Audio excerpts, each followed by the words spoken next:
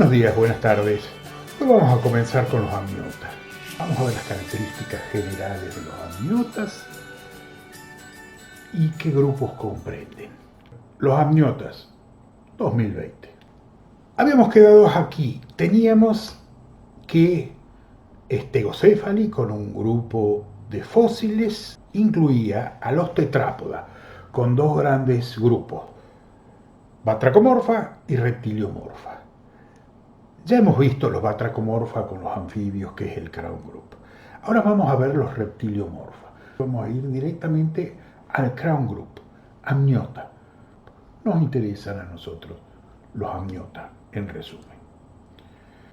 La diversidad de los amniota comprende dos grandes grupos, ¿no es cierto? Siempre la dicotomía. Los sinápsidos y los saurópsidos. Vemos estos dos grandes grupos, sinápsidas y saurópsidas, que incluyen una serie de fósiles, más los mamíferos, y los saurópsidas incluyen una serie de fósiles, más los reptilia. Si sacamos los fósiles, nos quedan que los grupos actuales, amniota, están compuestos por los mamíferos y los reptiles. Y los reptiles, a su vez, por Arkelosauria y Lepidosauria. Las características de los amniotas están muy relacionadas con la independencia del medio acuático, tanto en la parte de reproducción como en la parte de fisiología del adulto. La aparición del huevo amniota. ¿Cuál es la gran novedad evolutiva respecto al huevo amniota?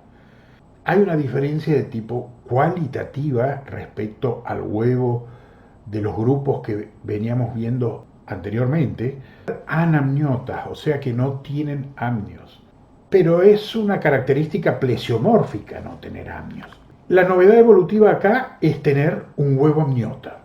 Tiene dos características. Ya tenía un corion, el corion viene de los huevos de todos los vertebrados, pero además en el oviducto se pone una cáscara.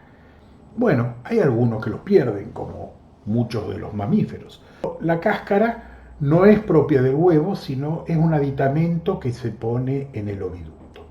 Y de parte del embrión y del huevo hay dos membranas que son muy importantes. El amnios, que es la que le da el nombre, y el alantoides, que es la que permite el intercambio gaseoso o de otros productos con el medio externo al huevo, que puede ser o el medio externo o puede ser la madre si es que hay retención de huevos, por ejemplo, en el caso de los mamíferos, y el alantoides va a contribuir a la formación de la placenta.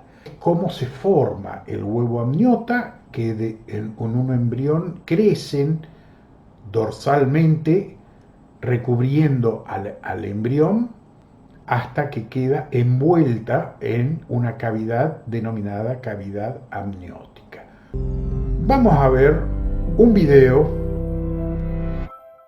Would you believe that walruses, rattlesnakes, and parakeets all once lived in the same house? Let's go back about 350 million years. Look around. Steamy swamps and rainforests of horsetails and ferns cover the region. Amphibians are the dominant land vertebrates.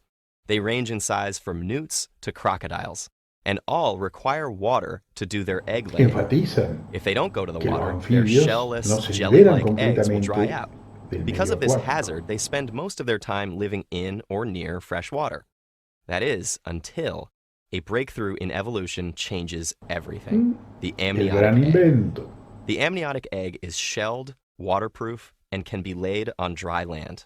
It is produced by the amniotes, a new group of animals named after their revolutionary egg. The first amniote is a tetrapod, a four-legged animal, resembling a small lizard. While some amphibians can walk around on land and bury their eggs in wet soil or highly humid areas, nothing before the amniotes has the ability to lay its eggs on completely dry land. Because of this evolved egg, the amniotes are the first animals with the ability to live a fully terrestrial life. But despite their move inland, the amniotes have not abandoned their pond-dwelling upbringing. In fact, the amniotic egg brings the pond with them by enclosing the aquatic environment within its shell. This is achieved by four main upgrades that are unique to amniotic eggs. Let's take a closer look. The first development is the most obvious, the egg's protective shell. It's tough but flexible and has a leathery surface still seen in some reptile eggs today. The shell protects the eggs from predators, bacteria, damage, and drying out. But unlike the walls of a fish tank, the shell of the amniotic egg is porous, allowing oxygen to pass through so that the growing amniote inside doesn't suffocate. The next two developments are two separate membranes that work together like a pair of lungs. They bring oxygen into the embryo while removing carbon dioxide. The first is the chorion, which is the protective layer that El oxygen corion passes que through after entering the recubre shell's todo el tiny huevo. pores. You may recognize the chorion as the thin skin you peel away on a hard-boiled egg. Think of this waterproof membrane as the in and out doors of the egg. It's the entrance for oxygen and exit for carbon dioxide. The membrane working with the chorion is the allantois. If the chorion is the doors, then the allantois is essentially the lobby of the building. It directs the oxygen and carbon dioxide while simultaneously storing unneeded waste from the embryo. The chorion and the allantois make sure the embryo has everything it needs and gets rid of anything it doesn't. The last and perhaps the most important development is the amnion, the membrane for which the egg is named. The amnion is also contained within the chorion and holds the fluid in which the embryo floats. Because it has left the watery world of the amphibians, the amnion is necessary for preventing the embryo from drying out. It is the transportable pond that allows the amniote to lay the egg on dry land. Its fluid also protects the embryo from any collisions or rough landings, like a shock absorber on your bike or car.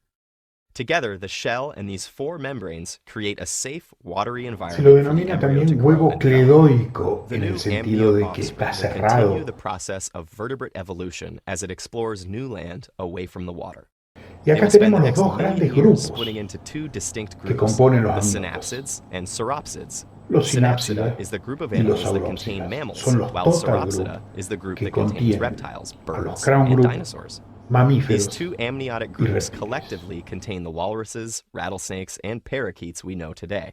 These animals Lindo, can all ¿no? call one place home, El huevo the amniota. amniotic egg.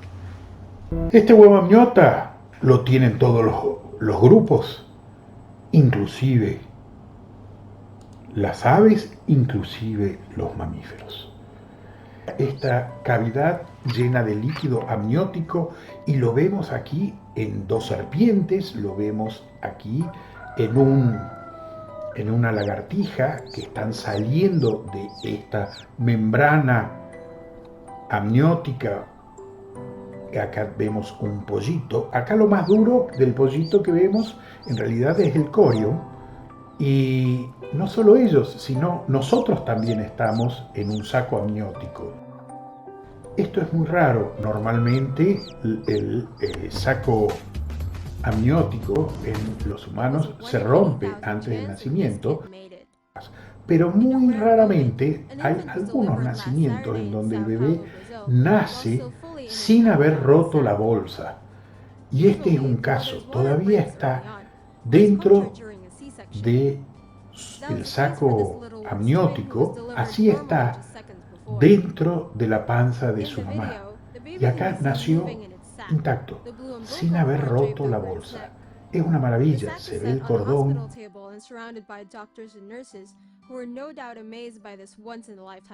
El nacimiento,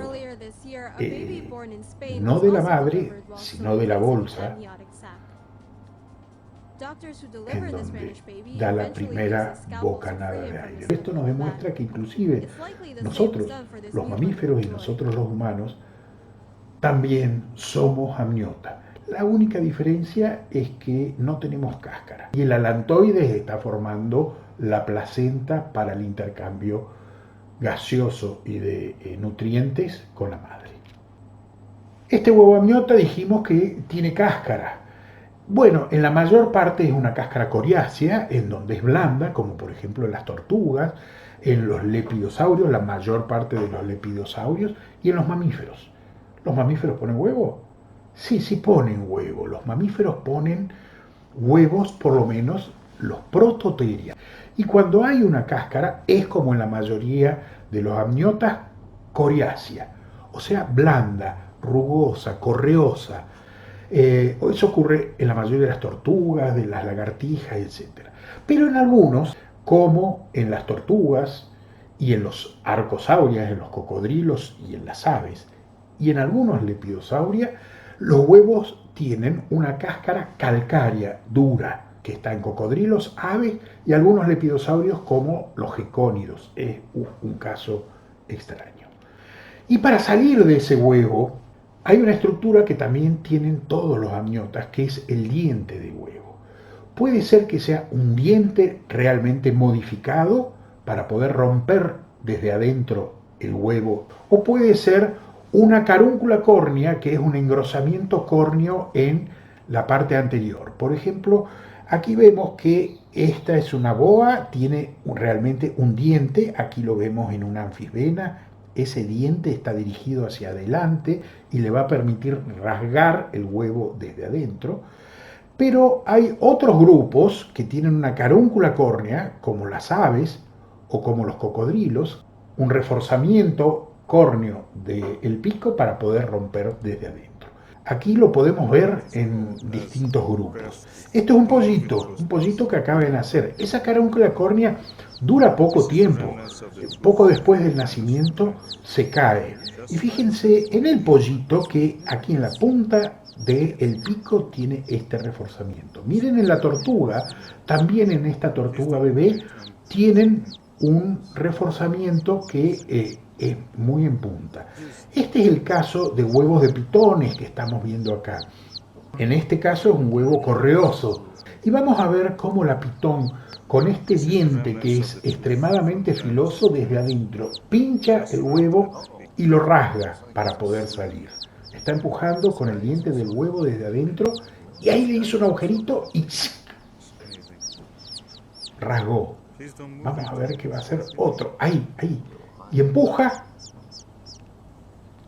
Y no solo rasga el corion, sino la cáscara y la membrana amniótica y puede emerger.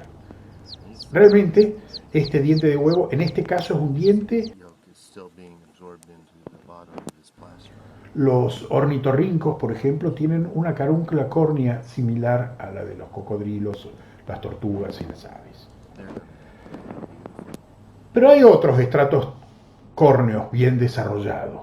No solamente es la carúncula córnea, sino son todas las escamas de queratina que va a dar anexos tegumentarios como las escamas, placas, pelos, uñas y plumas. Todos son hechos de queratina.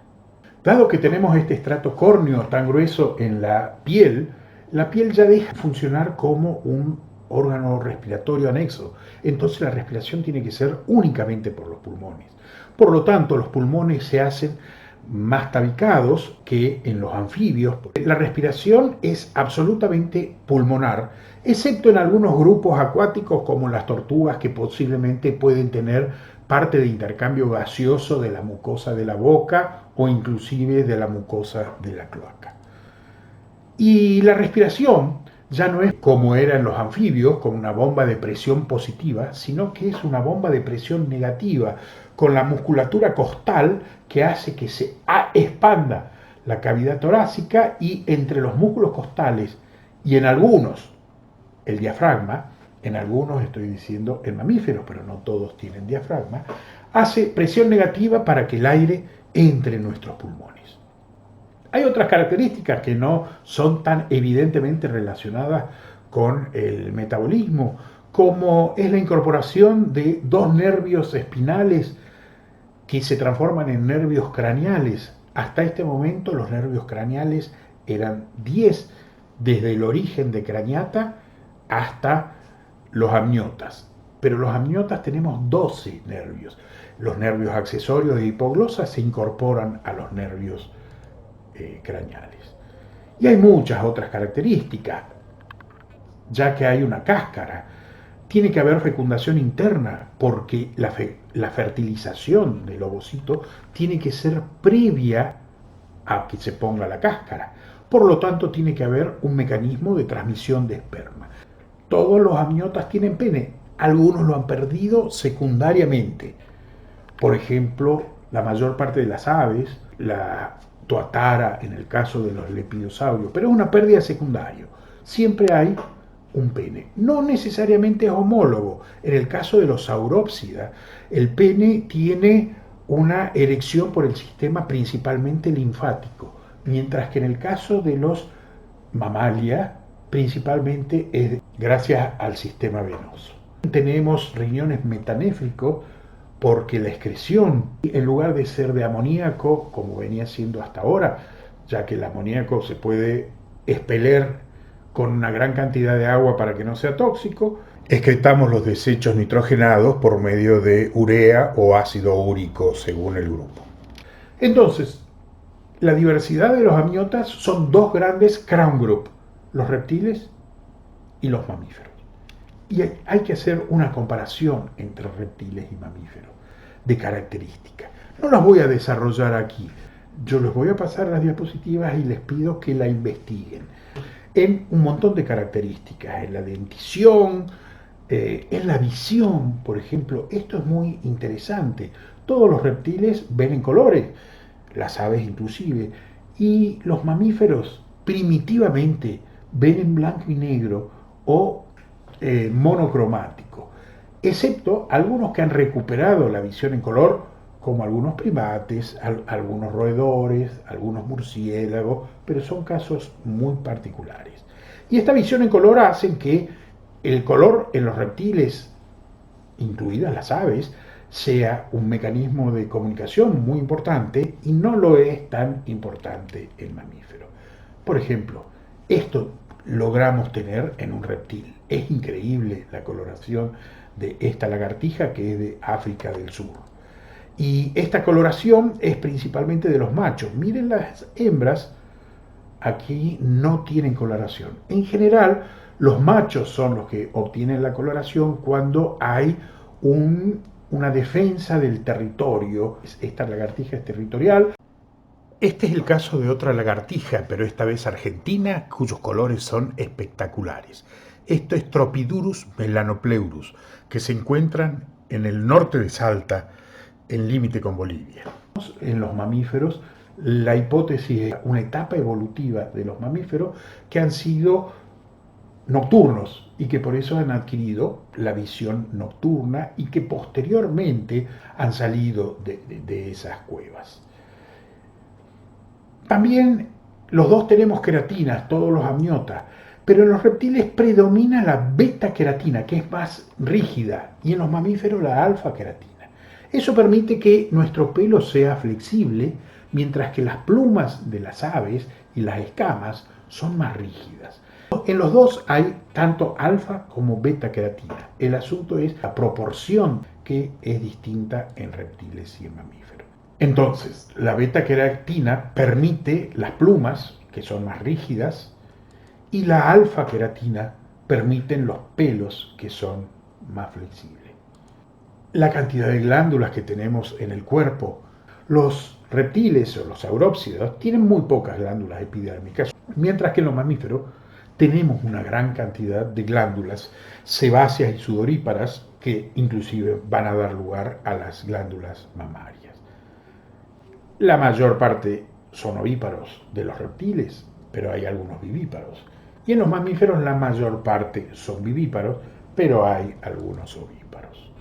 Respecto a la excreción, busquen por favor cuáles son las características del ácido úrico y la urea y qué ventajas y desventajas tiene haber seleccionado una u otra forma de excreción para los compuestos nitrogenados. Esto es una generalización, demasiada generalización, el metabolismo, que es bajo en reptiles y es alto en mamíferos. Mentira, porque en los reptiles hay un metabolismo muy alto en aves y en mamíferos, algunos mamíferos como muchos quirópteros bajan el metabolismo realmente, o un oso que hiberna lo baja muchísimo al metabolismo. Pero esta característica de tener un metabolismo alto hace que por lo menos las aves y los mamíferos seamos endotérmicos y principalmente homeotérmicos, y que el corazón tenga características para permitir ese metabolismo alto. El diafragma también es necesario para una respiración más efectiva, para mantener un metabolismo alto. hay dos formas de denominar distintas características de la fisiología térmica. Una es una división si son ectotérmicos o endotérmicos y otra es si son poiquilotermos u homeotermos.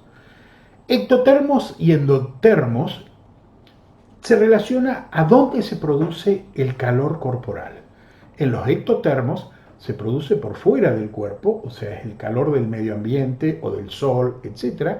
Y en los endotermos se produce por el metabolismo propio del cuerpo.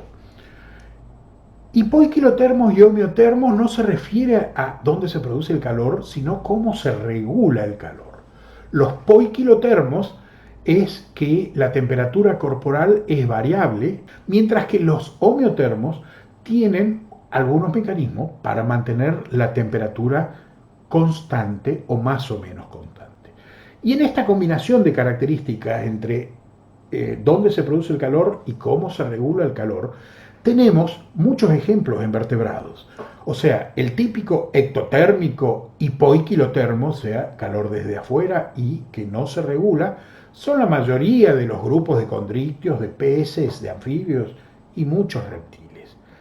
Pero hay algunos endotérmicos que producen el calor, pero que no lo regulan bien. Muchos tiburones, como el tiburón blanco, o peces que tienen un alto metabolismo y que son nadadores muy fuertes como el atún o el pez espada, en donde realmente el metabolismo muscular es tan alto que produce temperatura, que la temperatura del cuerpo sea mayor que la del medio ambiente, pero mientras nadan, cuando dejan de nadar ya no. Pero también hay otros que, por ejemplo, son endotermos, pero no regulan muy bien la temperatura, como los picaflores y murciélagos. Sí regulan bien la temperatura en los momentos de actividad, pero cuando a la noche, lo mismo ocurre con un oso que hiberna, bajan el metabolismo y se transforman en poiquilotermos. Y miren con los homeotermos, los que regulan y mantienen una temperatura constante a lo largo del día. Los ectotérmicos lo hacen por medio de comportamiento, o sea, poniéndose al sol y poniéndose a la sombra sucesivamente para mantener la misma temperatura del cuerpo. Se asolean y se meten al agua o a las cuevas cuando la temperatura es demasiado alta ya. Pero las aves y los mamíferos tienen mecanismos endógenos para mantener esta homeotermia. Los mamíferos principalmente con las glándulas sudoríparas, cuando producimos demasiado calor por la endotermia, empezamos a transpirar y eso nos permite eliminar calor. Y en el caso de las aves, principalmente se hace por medio de los sacos aéreos que pueden refrigerar el cuerpo cuando la endotermia, cuando están volando, cuando producen demasiado calor. Si seguimos en esta comparación de reptiles y mamíferos, ¿no es cierto? Entonces, ahora podemos saber que en general son ectotérmicos y poiquilotermos los reptiles, mientras que los mamíferos son endotérmicos y homeotermos, en general. Con respecto al cráneo, tiene que ver con las aberturas temporales del cráneo. Las aberturas temporales son las aberturas, esto sería un cráneo generalizado, esta es la órbita y estas serían las aberturas temporales, una separación entre los huesos de la zona temporal.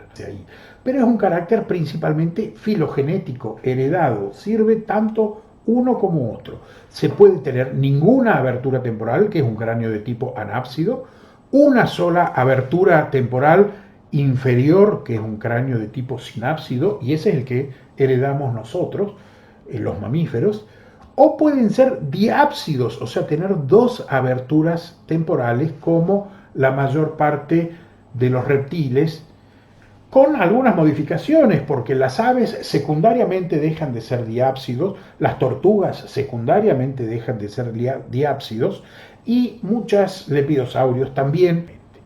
Y eso se le ha utilizado mucho en la clasificación, por lo menos inicial, de los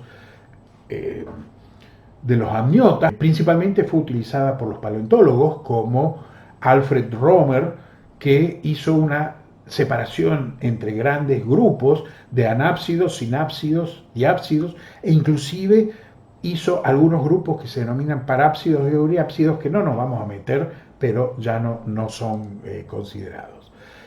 Por ejemplo, este es un cráneo de un cocodrilo, en donde estos son las narinas, estas son las órbitas, y aquí están las aberturas temporales, una más grande que la otra. Pero es un cráneo típicamente diápsido. En el nuestro es un cráneo de tipo sinápsido, en donde también tenemos una abertura temporal, pero está bastante modificada. En muchos casos puede que esta barra postorbitaria no sea completa y que el cráneo sea modificado. Hay características en el oído, hay características en las narinas, en el cóndilo occipital. Ustedes tienen que investigar estas comparaciones. La forma de poner los miembros, los huesos pélvicos, etc. Entonces, básicamente en la diversidad de los amniotas tenemos dos grandes grupos, sinápsida y saurópsida. Y primero vamos a ver los saurópsida y vamos a dejar a los sinápsidas con los mamíferos incluidos para el final de la materia. Tenemos que los reptilias tienen dos grandes grupos, Arkelosauria y Lepidosauria. Y eso es lo que vamos a ver en las próximas características. Tanto en esta comparación con mamífero hemos visto muchas características que son apomorfías de reptilia, como el cráneo diápsido, la visión en color, etc. Hay muchas características que los reptiles, el Crown Group, sabemos que lo tienen. Y la diversidad de reptiles realmente es fantástica.